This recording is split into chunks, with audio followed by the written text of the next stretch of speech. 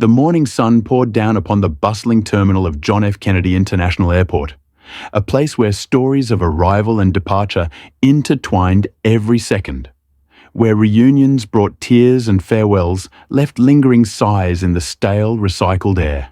And amid the rolling luggage wheels and constant announcements crackling through the speakers, stood a man in his early 40s named Daniel Mercer. Tall, with a sturdy build honed from years of discipline, his dark hair cut short in a military style that had begun to grow out just slightly since leaving active service. His jawline sharp, freshly shaven, yet marked by faint scars that told silent stories of battles past. His piercing blue eyes reflecting both vigilance and weariness, as though he had learned long ago to trust no situation at face value. And by his side walked a dog, a German shepherd named Rocco, whose thick sable and black fur gleamed under the harsh fluorescent lights, his ears perked and posture rigid yet fluid, a gait that was both elegant and commanding. His eyes the deep amber of loyalty and alertness, scanning each passerby as though cataloguing threats or allies. For Rocco was no ordinary dog, but one who carried the aura of a soldier, and together, man and dog moved with an unspoken rhythm, a unity born not of ownership, but of partnership forged in crucibles far from the comfort of this civilian hub. Daniel wore a plain grey jacket over a faded navy blue shirt tucked into dark jeans, the look of someone who blended in, yet carried a quiet authority that made others instinctively step aside, and his demeanour, though calm, bore the edges of someone who had seen too much, a man whose very posture whispered readiness, while Rocco at his side walked not with the casual bounce of a pet, but with the discipline of a guardian, his leash more symbolic than necessary. As Daniel approached the security checkpoint, a transportation security officer, a young man with a buzz cut and a nervous smile, asked for his documents, and Daniel handed over his passport with a steady hand. Yet it was Rocco who drew the eyes of the officers nearby, for though animals occasionally travelled, few carried themselves with such unmistakable training, and curiosity sparked in hushed tones. The officer scanned Daniel's ID, nodded, and waved him through. But another figure, a woman in her late 30s named Officer Karen Whitfield, tall with sharp cheekbones, short blonde hair tied neatly, her TSA uniform crisp, her expression carrying that mixture of fatigue and strictness that came from years of monitoring countless faces, noticed Rocco and raised her hand. "Sir, we'll need to run the animal through our scan protocols," she said firmly, her voice professional yet edged with suspicion, and Daniel gave a slight nod, for he was no stranger to procedures, though his gut tightened with a familiar unease. He guided Rocco to the side where an officer held a handheld scanner, the kind used to read microchips, a standard process for animals traveling internationally, and Daniel knelt beside his dog, resting his palm gently on the shepherd's strong shoulder, whispering words of reassurance. The scanner beeped as it passed over Rocco's neck where the chip was embedded, and suddenly the device let out a sharper tone, the screen flashing not with a simple identification number, but with a registered designation that startled the officer, his brows shooting upward as he squinted at the display. Ma'am?"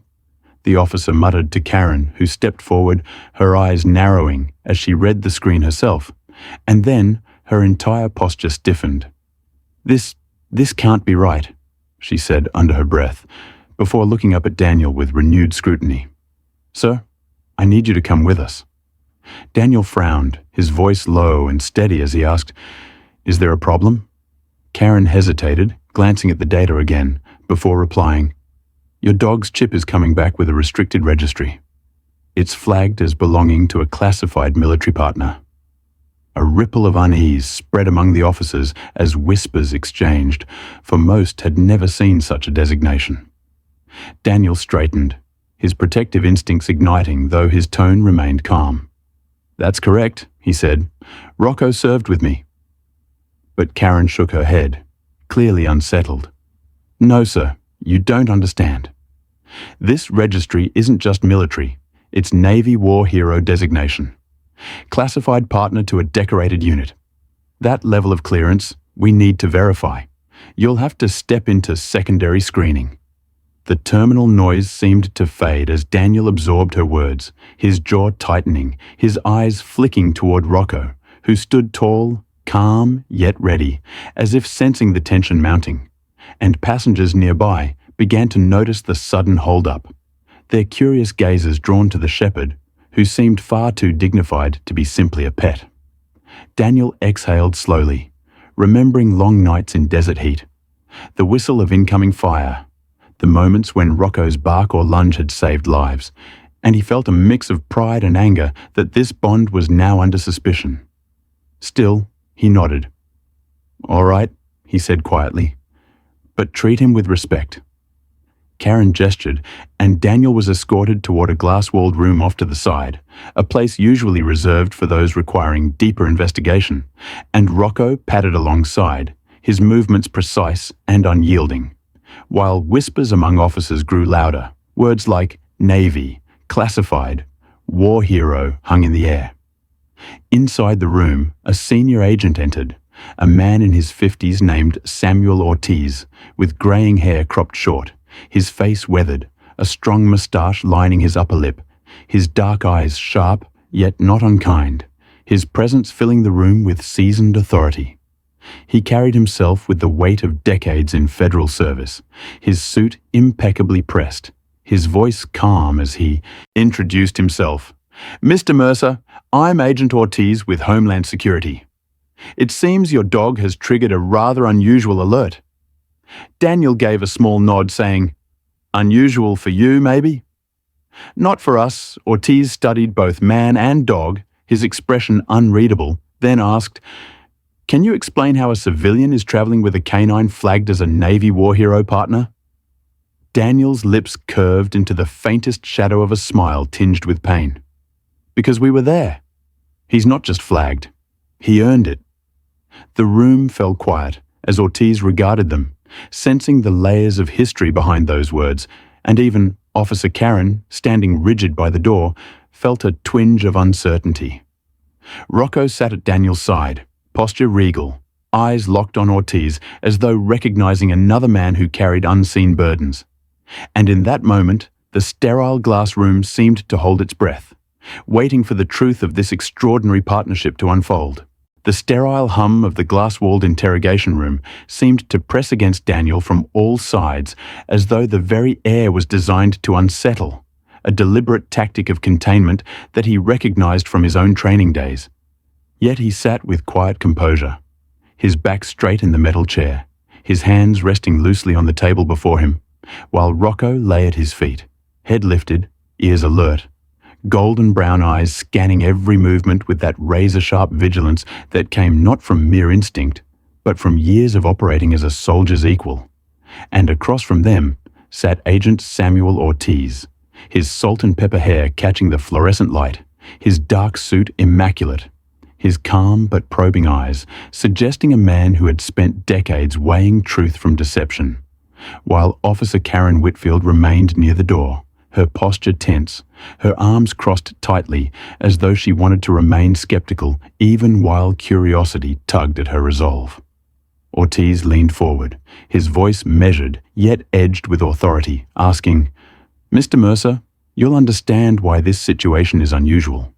According to the database, this animal is registered not as a service dog, but as a Navy combatant's recognized partner, flagged under special honors reserved for dogs who completed distinguished service in active war zones. That sort of designation is not supposed to walk casually into a civilian airport without a notice to federal agencies." "Can you explain?" Daniel inhaled slowly, his eyes narrowing just slightly, and after a pause, he spoke in a steady voice, carrying the weight of memory. "Rocco isn't just a dog, Agent. He was part of my team. Afghanistan, 2012. Operation Iron Dagger. He sniffed out IEDs before they tore apart convoys, chased insurgents through compounds when human legs couldn't keep up, dragged wounded men out of fire when gunfire rained down. He's alive because he earned it, and so am I. They called him a war hero because he was one." As he spoke, Karen's skepticism flickered, her mind conjuring images she had only seen in news clips. Dogs leaping from helicopters, running through dust-choked villages, standing guard beside soldiers with eyes sharp as blades. And though she wanted to maintain her strict professionalism, something in Daniel's tone, that mixture of pride and grief, gnawed at her certainty. Ortiz, however, remained steady, his voice calm but probing. "And yet," he said, "the registry indicates classified partner status."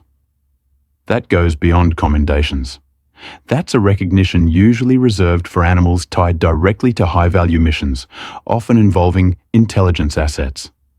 Why would your dog carry such a designation if his work was ordinary battlefield patrol?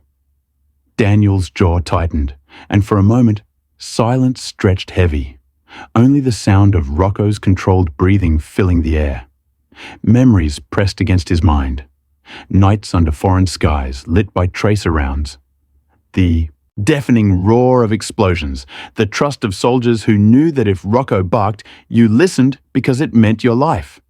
And after a long beat, Daniel answered in a low voice, "Because we weren't on ordinary missions. We went where others wouldn't." Rocco was part of Task Force Sentinel. The name hung in the room like a stone dropped into still water, ripples of weight spreading instantly. Ortiz's eyes sharpened, his posture shifting slightly as recognition flared. Task Force Sentinel was a name whispered within the classified corridors of military intelligence, an elite strike and recon unit that had officially never existed. And Karen, though less informed, caught the change in Ortiz's expression and knew this was no ordinary passenger before them. "If that's true," Ortiz said slowly, his voice quiet but heavy with import, "then you and your partner here are tied to missions that remain sealed under national security. That would explain the registry lock." Daniel gave a faint nod. "It explains why we're here, doesn't it?" For a moment, Ortiz studied him, then glanced at Rocco, who seemed to sit taller under the weight of recognition, as if aware his identity had been acknowledged, and Ortiz exhaled through his nose, muttering, "No wonder." Karen broke in, her tone still edged, though less certain. "But that doesn't explain why you're here at JFK, flying like any other traveler. If this dog is who you claim, shouldn't there be some official escort or notification? Why does it look like you're just a man with a dog trying to board a plane?" Daniel's gaze shifted to her, steady, unblinking. "Because not everything about service ends clean. When my tour ended, we weren't offered a parade. Rocco was scheduled to be reassigned, maybe put down if he couldn't adjust. I fought tooth and nail to bring him home, signed papers, called in favors, and in the end, they let me adopt him as a civilian under my name. But the registry, the recognition, they never erased it. He still carries that flag because it can't be erased. You can't erase what he did out there." His voice tightened at the last words, carrying the ache of battles survived but never forgotten, and Karen found herself swallowing hard, though she tried not to show it. Ortiz leaned back, processing, his mind piecing together fragments of information he knew but wasn't supposed to acknowledge. And finally he said, "All right, Mr. Mercer, I believe you. But believing doesn't erase protocol. When something like this pings our system, it escalates automatically. That means calls to Navy Command, maybe even to Defense. Until we clear this, you're not leaving this room." Daniel gave a curt nod, unsurprised, while Rocco lowered his head to rest lightly against his master's boot, calm yet ready. Ortiz stood, smoothing his jacket, and moved to make a call on the secure line, leaving Karen and Daniel in a tense silence. She shifted, finally asking in a softer voice than before, "What's it like? Serving with a dog like him?" Daniel glanced down at Rocco, a faint smile touching his lips, though shadowed by memory. "It's like having a guardian angel that never blinks. You trust him more than your own heartbeat. He senses danger before you smell smoke, before you hear footsteps. He doesn't care about rank or medals, just you, just the team.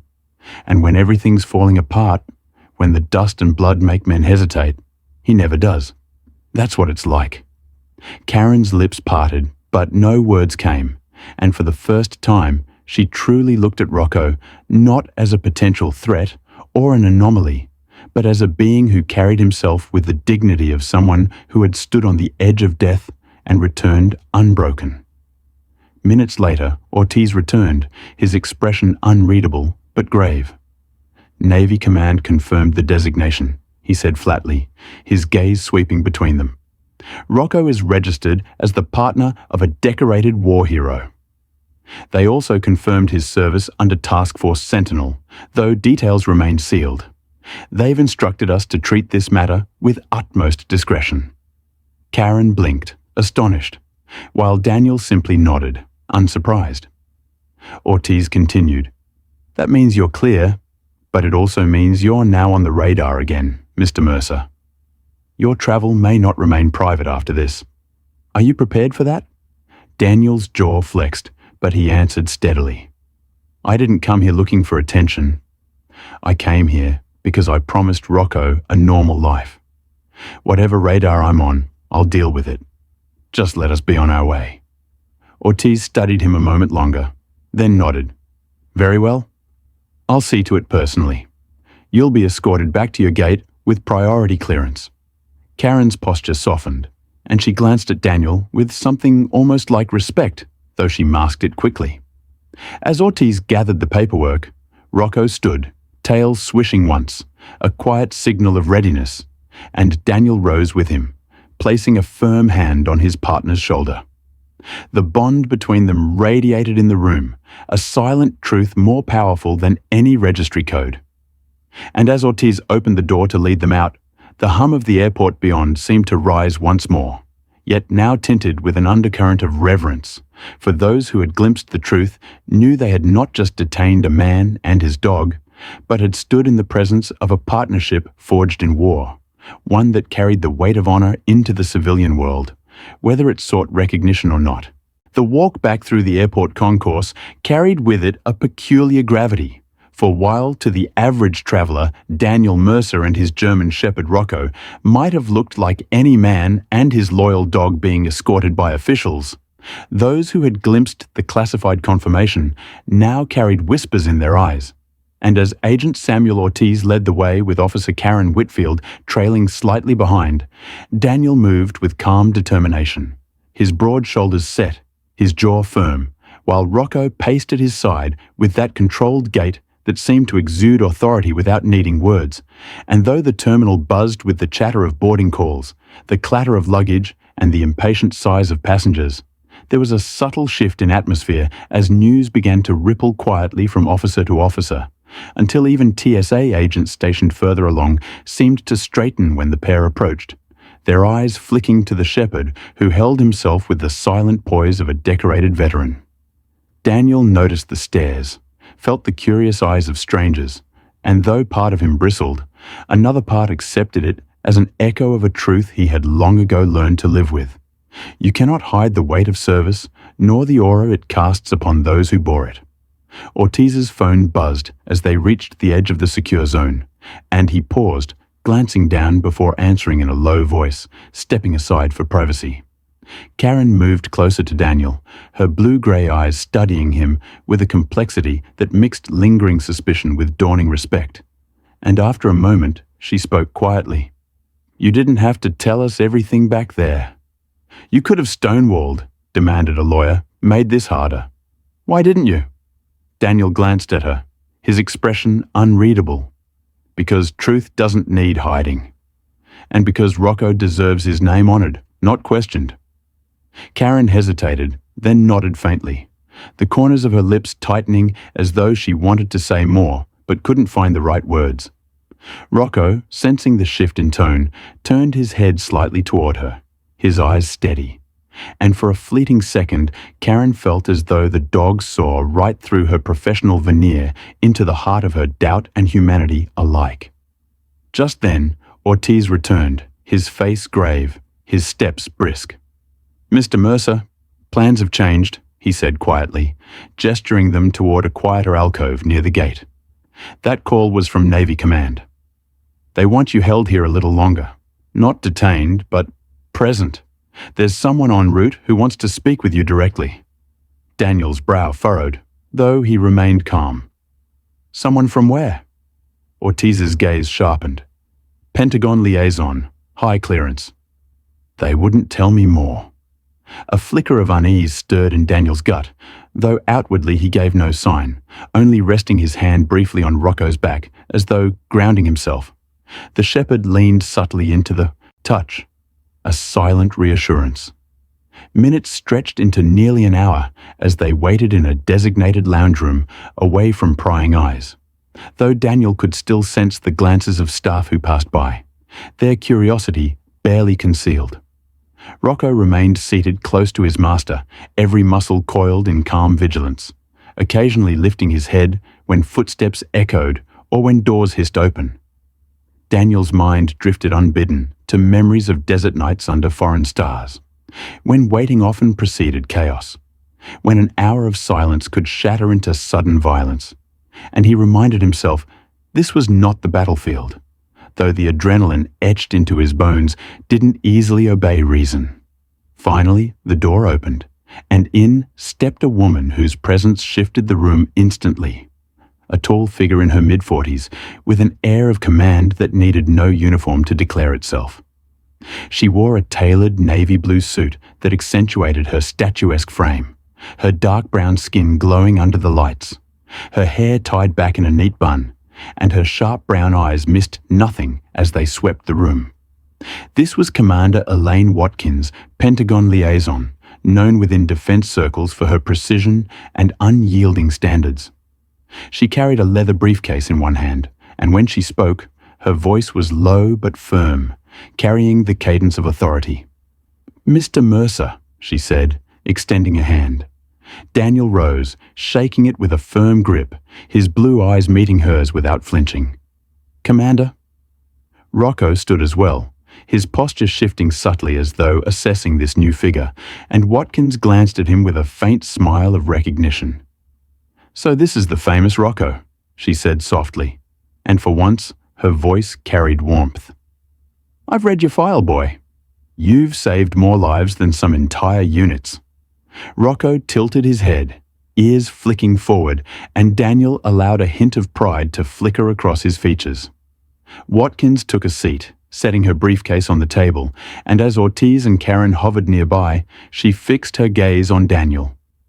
"You should know your appearance here has reawakened attention at levels that prefer their heroes quiet. Task Force Sentinel is still a classified name, Mr. Mercer, but the database ping forced their hand.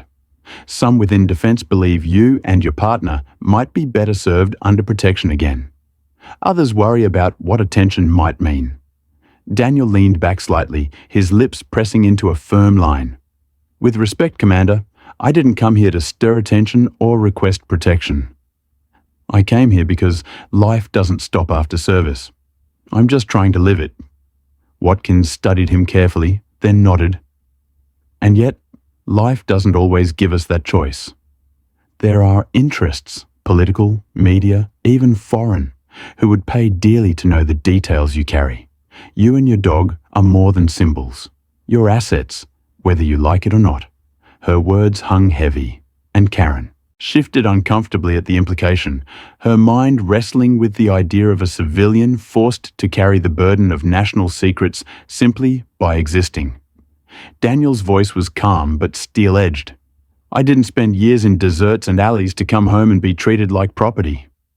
Rocco and I bled for the right to be free men. If someone has a problem with that, they can tell me to my face." Watkins held his gaze. Then, after a long moment, she exhaled softly, something like reluctant admiration flickering in her eyes. "I see why they followed you," she murmured. Opening her briefcase, she withdrew a folder marked with a red stripe and slid it across the table. Daniel didn't touch it, but his eyes flicked over the visible header. "Commendation, Task Force Sentinel, Classified Partner Unit." Beneath, a photograph peeked out, an image of him in desert fatigues, a younger version of himself standing tall beside Rocco in full gear, dust swirling, their silhouettes framed by the chaos of war. Karen caught a glimpse and felt a lump form in her throat. The reality of the man and dog before her crystallized in a single captured moment of raw courage. Watkins continued, "Officially, you're cleared to continue your travel. But unofficially, Consider this a warning. You're not invisible anymore. The chip triggered a record that will not be quietly buried again. You'll be watched. Some will call it protection, others surveillance. Be ready. Daniel's jaw flexed, but his voice remained calm. We've been ready our whole lives. Watkins closed the folder, slipped it back into a case, and stood, her tall frame exuding authority. Very well.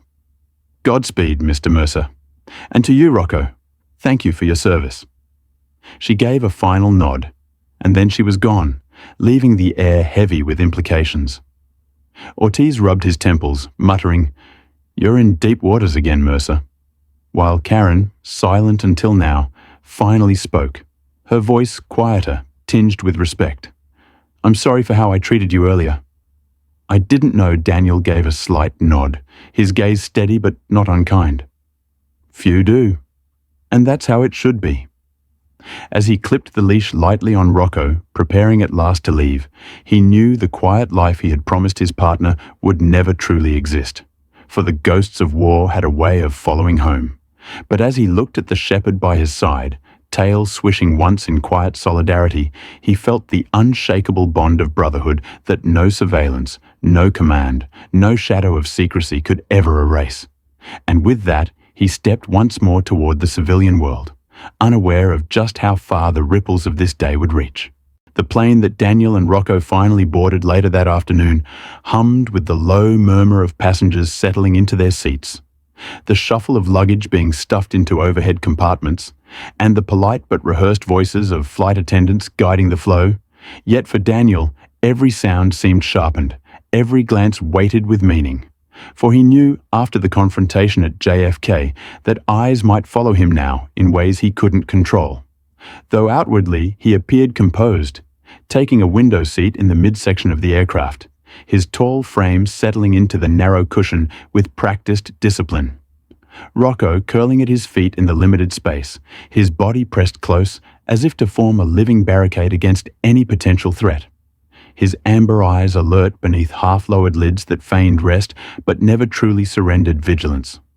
Passengers nearby noticed the shepherd almost immediately, some whispering to one another about the unusual sight of such a large, disciplined animal aboard, while a young boy across the aisle leaned forward with wide eyes, tugging at his mother's sleeve and whispering excitedly about the soldier dog, though the woman, a tired professional with neatly pinned dark hair and a sharp grey suit, pulled him gently back with a smile that masked curiosity. Daniel's gaze roamed casually, cataloguing faces the way soldiers do, noting the nervous businessman scrolling endlessly on his phone, the elderly couple speaking softly in another language, the middle-aged man with restless eyes who glanced a little too often toward the aisle. And though Daniel told himself this was civilian life, not the battlefield, the habit of assessment was etched into his bones. The flight attendant nearest them, a woman in her late 20s named Marissa Chen, petite with long black hair tied neatly in a bun, her almond-shaped eyes quick and attentive, bent slightly to address Daniel, her tone polite but edged with the professionalism of someone who had dealt with countless difficult passengers. "Sir, your dog is very large. Are you sure you've cleared him for the cabin?" Daniel produced the documentation smoothly, the printed clearance signed by the airline itself, and Marissa's eyes flicked over it before her expression softened. "I see. He's very calm." "Military?" she asked, curiosity creeping into her voice despite herself. Daniel's lips twitched in a faint smile. "Something like that." She nodded, a flicker of admiration crossing her face before she moved down the aisle. But the exchange had already caught the attention of other passengers who whispered, their gazes lingering not on Daniel, but on Rocco, who sat with regal stillness, as if the very metal floor of the plane were a battlefield to be guarded. As the plane taxied and lifted, the vibrations thrummed through the cabin, and Rocco adjusted seamlessly, unbothered, his eyes flicking to the window, as though recognizing the change in altitude. Daniel rested a hand on his back, grounding himself in the familiar strength of his companion, and for a brief moment he allowed his shoulders to relax, his thoughts drifting to the promise he had made years ago in the desert, night after a mission nearly cost them both their lives. That if they ever got out alive, he would ensure Rocco knew what peace felt like, that the rest of his days would be filled not with gunfire, but with open fields and quiet evenings. Yet even now, with clouds sweeping past outside and the murmur of strangers around him, Daniel knew peace was elusive, for ghosts travelled light, fitting easily into the confines of memory. Halfway through the flight, turbulence rippled suddenly, causing overhead bins to rattle, passengers to gasp, and a drink cart to jolt dangerously before Marissa and her colleagues steadied it. Rocco tensed instantly, his body rising with readiness, and Daniel's hand pressed firmly against him, whispering, "It's all right, boy," his voice low but commanding, the tone of trust they had used in firefights to ground each other. Passengers glanced nervously, some offering faint smiles of reassurance when the turbulence passed, but the moment revealed a truth to them. This was no ordinary dog, for his response was not fear, but readiness to act, a soldier's instinct. The restless-eyed man Daniel had noticed earlier shifted uncomfortably, his leg bouncing, his hand dipping into his jacket pocket more often than seemed natural, and Daniel's gaze fixed on him for just a fraction too long, enough to make the man glance away quickly, muttering something to himself. Rocco's ears flicked, his gaze narrowing toward the same man, and Daniel felt a prick of unease, not paranoia, but that finely tuned sense sharpened by years of survival. Hours stretched, the hum of the plane masking subtle movements, until Marissa's voice crackled over the intercom, announcing descent. Passengers began gathering their belongings, the routine chaos of landing, but Daniel's attention never strayed far from the restless-eyed man who rose quickly, adjusting his jacket in a way that revealed, for just a second, the glint of something metallic tucked beneath. Daniel's pulse sharpened instantly, his hand tightening lightly on Rocco's harness, his eyes narrowing, and the shepherd stiffened, every muscle taut as a drawn bow. The plane touched down, wheels screeching lightly, and as it slowed toward the gate, the man suddenly reached toward his pocket with a jerk that was too abrupt, too deliberate. In an instant, Rocco surged forward, a low guttural growl vibrating through the cabin as he lunged with precise control, his weight slamming against Daniel's steadying grip as his teeth bared just inches from the man's wrist. Gasps erupted, passengers recoiling, flight attendants shouting in shock, and the man froze, eyes wide, his hand halted mid-motion. Daniel rose in one fluid movement, his voice a controlled growl. "Don't!" Move his tone carried such authority that even those uninvolved obeyed instinctively, freezing in their seats. The man stammered, It's just a phone." But Daniel's eyes had already caught the truth. The shape tucked beneath his jacket was not a phone, and Rocco's instincts had not been wrong. Within seconds, airline security surged down the aisle, alerted by the commotion, and the man was pulled from his seat, his protests drowned by the shouts of agents who quickly discovered a concealed weapon hidden illegally beneath his coat. Passengers erupted in murmurs, some whispering gratitude, others shock, while Marissa stood pale-faced at the front, realizing the near disaster that had been averted. Daniel knelt, pressing a steadying hand to Rocco's shoulder, whispering firmly, "Good boy. Stand down," and the shepherd eased back, though his amber eyes remained locked on the restrained man, as if daring him to resist.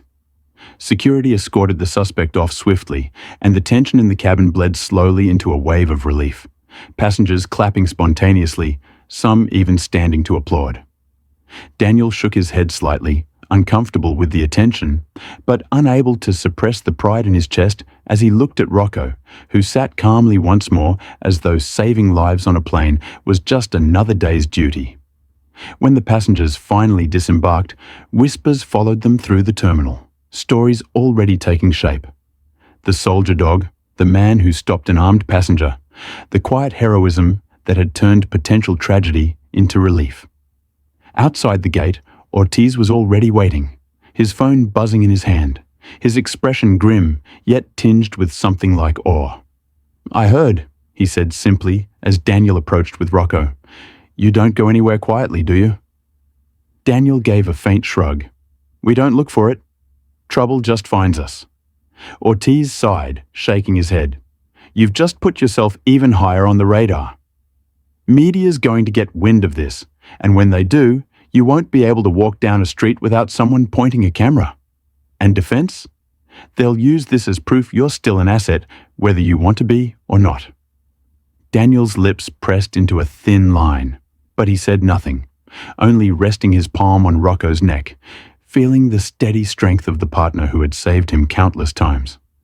Ortiz glanced at the shepherd, his expression softening for just a moment before hardening again. You've got decisions to make, Mercer. And fast. Because the world just remembered you exist. Daniel exhaled slowly, looking toward the wide glass windows where planes taxied against a backdrop of setting sun, his reflection merging with Rocco's beside him. Then let them remember, he murmured, but on our terms. The following morning, sunlight spilled through the tall glass windows of a hotel lobby in Washington, D.C., where Daniel Mercer sat quietly in a corner armchair, his frame hunched forward slightly as his hands clasped together, while at his feet, Rocco lay stretched out with his head resting on his paws, his golden brown eyes scanning every passerby with the same calm vigilance that never seemed to fade, no matter how far they were from battlefields. Daniel had not slept much, his mind restless with the echoes of the airport confrontation, the Pentagon liaison's words about being watched, and the way strangers' eyes lingered on Rocco like pilgrims before a relic. He had promised his partner peace, yet now peace seemed like a mirage that receded further with every step. And though he carried himself with calm discipline, there was a storm of tension beneath his skin that only years of service could keep hidden from casual observers. As he sat, a woman approached the reception desk across the lobby, her presence immediately commanding attention, not because of volume, but because of the quiet poise she carried. A tall woman in her early 30s, slim but athletic, with long auburn hair cascading over her shoulders, her green eyes sharp and calculating, her pale skin offset by the deep navy suit she wore, tailored to perfection, her stride purposeful. This was Special Agent Claire Donovan of Naval Intelligence, dispatched after the incident had reached media whispers, though officially she was here on follow-up liaison work. Claire had a reputation as one of the youngest field agents to rise quickly in the intelligence community, her analytical mind sharpened by years of studying threats both foreign and domestic, her personality a careful balance of warmth when needed and cold efficiency when required. She checked in briefly with the clerk, her badge flashing subtly, before turning and spotting Daniel across the room. Approaching, she slowed her stride slightly when Rocco lifted his head, his amber eyes locking on her with the intensity of a sentry. Daniel's gaze rose too, his expression wary but calm, and when Claire extended a hand, he rose slowly, grasping it with firm steadiness. "Mr. Mercer," she said in a clear, confident voice, "I'm Special Agent Donovan, Naval Intelligence." Daniel gave a small nod. "I figured they'd send someone." Claire's eyes flicked to Rocco with open admiration. "And this must be the famous Rocco." She crouched slightly, extending a hand in cautious respect, and to her faint surprise, Rocco sniffed once before allowing her to brush his fur, though his eyes remained trained on hers as though gauging her intentions. Daniel noticed, murmuring, "He doesn't take to everyone. Consider that a compliment." Claire smiled faintly before rising, then gestured toward the cafe seating area. "Mind if we talk somewhere a little more private?" Minutes later, they sat across from each other, at a small table tucked into a quieter corner, steaming cups of coffee between them, while Rocco positioned himself beside Daniel like a shadow with fur. Claire's voice softened slightly as she began. "I know you've been through a lot the past 48 hours. What happened at JFK was not standard procedure. And what happened on that plane? Well, you've seen the headlines already." She slid her phone across the table, displaying a news article with a blurry photo taken by a passenger. Daniel rising from his seat, Rocco lunging toward the armed man, passengers frozen in shock. The headline read, "Hero Dogfoils. Possible plane attack. Who is the man beside him? Daniel's jaw tightened as he read, his voice low. So it begins. Claire leaned forward, her tone firm, but not unkind. You're going to be a story whether you want it or not. That means people will come looking, some to honor you, others to exploit you, and some who might see you as a target. Daniel exhaled slowly, his gaze drifting out the window where the city moved on, unaware of the quiet storm gathering.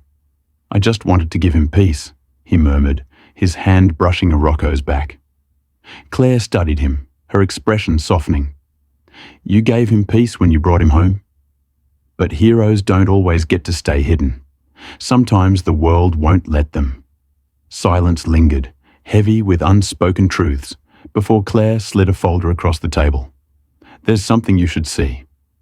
Inside were declassified excerpts of Rocco's service record, pages filled with mission reports, commendations, names of soldiers whose lives had been saved. One photograph showed Rocco standing alert beside Daniel in desert fatigues, dust swirling, eyes fierce. Another showed him with his muzzle dusted in sand, crouched over a soldier lying wounded, his body shielding the man from further harm until medics arrived. Daniel stared at the images, his throat tightening, memories rushing back in vivid fragments, the smell of cordite, the roar of gunfire, the weight of comrades leaning on him as Rocco barked warnings that saved them all. Claire's voice cut softly through his silence. He's not just a war hero, Mr. Mercer. He's a legend within certain circles. And legends, they don't stay buried. Daniel's blue eyes lifted, hardening. Then bury me with him when the time comes. Until then, let us live. Claire's lips pressed into a line, a flicker of respect flashing in her eyes. I understand. But I also need you to understand. This isn't just about you anymore. The world has already seen him. That means others will come knocking. Some with cameras, some with offers, some with agendas. You'll need to be ready. Daniel's hand clenched lightly into a fist before relaxing, his gaze steady. We've been ready since the day we stepped off the plane from Kabul. For a moment, neither spoke, the weight of their words heavy in the quiet. Cafe. Then, with a faint sigh, Claire leaned back. At least let me help. You can't shoulder this alone. Daniel hesitated, his instinct to remain solitary battling against the truth he could no longer deny. That Rocco's presence had made them a beacon, whether they sought it or not. Slowly, he nodded once. All right, but understand this. We don't answer to anyone's leash. Not anymore. Claire's lips curved into a faint smile. Understood. Just then, Rocco lifted his head sharply, ears pricked, eyes narrowing toward the lobby entrance, where a man in a dark hoodie lingered too long, his gaze fixed on their table. Daniel's body tensed instantly, his soldier's instinct igniting, and Claire followed his gaze, her hand brushing discreetly near the holster beneath her jacket. The man, noticing their awareness, turned abruptly and disappeared into the crowd outside. But the moment left the air taut with unspoken tension. Daniel stroked Rocco's fur, whispering, "Good boy," while Claire's eyes hardened. See what I mean? You're a magnet now. Daniel exhaled slowly, the weight of inevitability pressing down like the gravity of memory. And as Rocco settled once more at his side, his amber eyes still fixed on the door, Daniel knew that whatever peace they had sought had slipped further away, replaced by a storm that neither man nor dog could ignore. A storm that would test the very bond that had carried them through war, and now into the uncertain battlefield of public scrutiny. Night descended upon Washington, with a hush broken only by the distant hum of traffic and the occasional wail of a siren weaving through the city streets.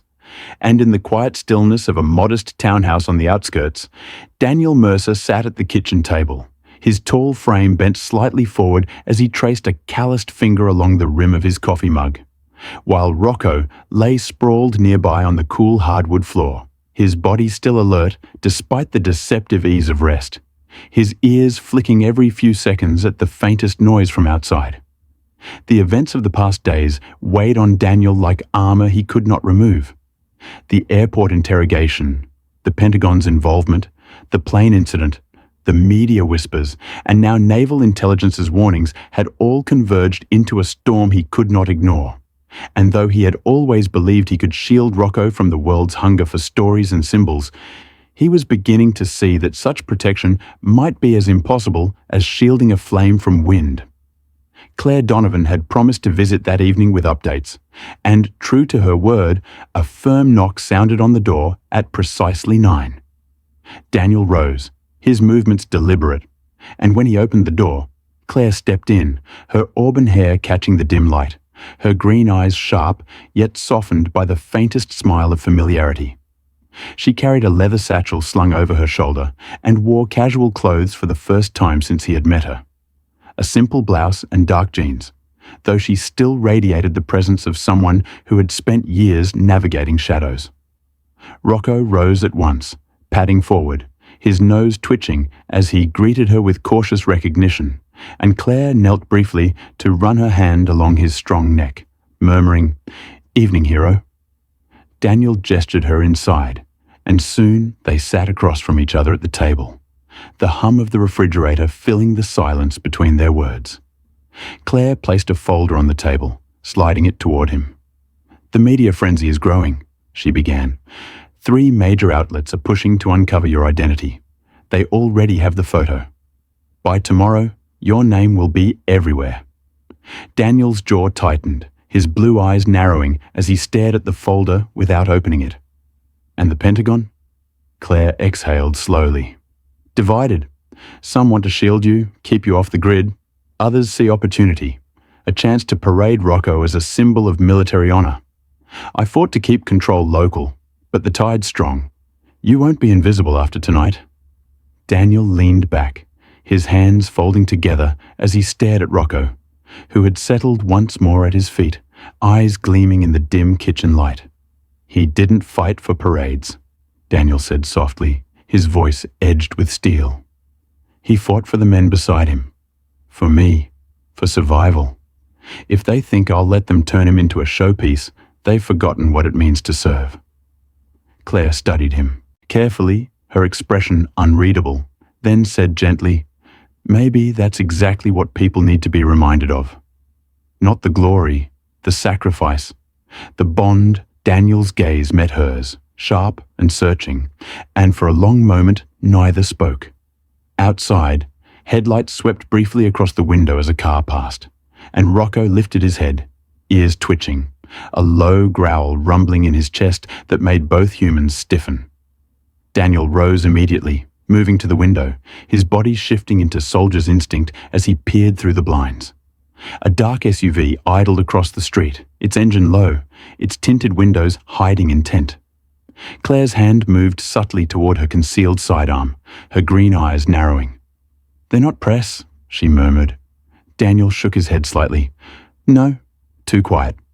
Moments later, the SUV rolled away, disappearing into the night, leaving only the echo of unease behind. Daniel turned, his face grim. "You see?" They're already watching. Claire's jaw set, her voice firm. "Then let's take control of the narrative before someone else does." Daniel frowned, suspicion lacing his tone. "You want me to go public?" Claire nodded slowly. "Not for glory. For protection. If you remain a shadow, others can manipulate your story, twist it.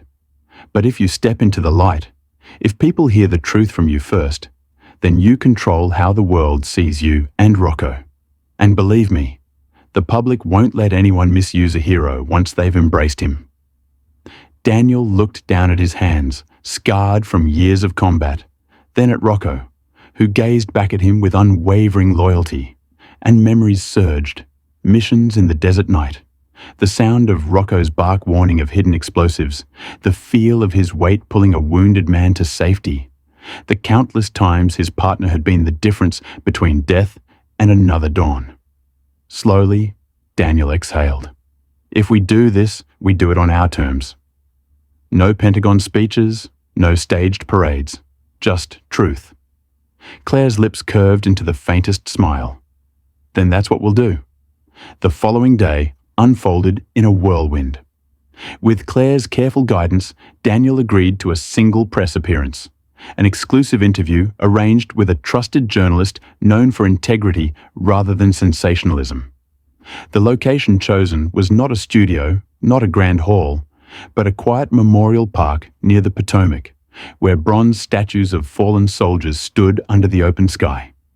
Cameras were set up discreetly, their lenses capturing not spectacle, but sincerity. And as Daniel sat on a simple bench with Rocco at his side, the veteran in a plain shirt and jeans, the dog regal and calm, the world watched live as the story unfolded.